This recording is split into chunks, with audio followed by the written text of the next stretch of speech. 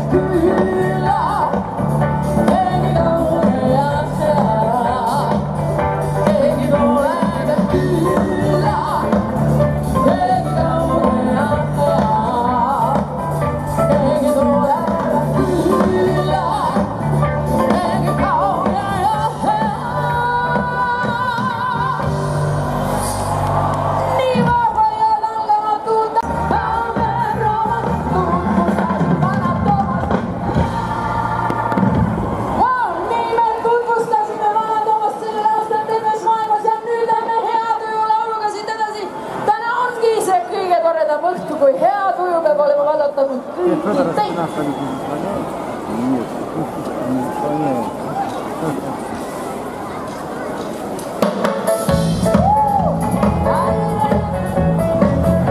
Laulad meil tantsi.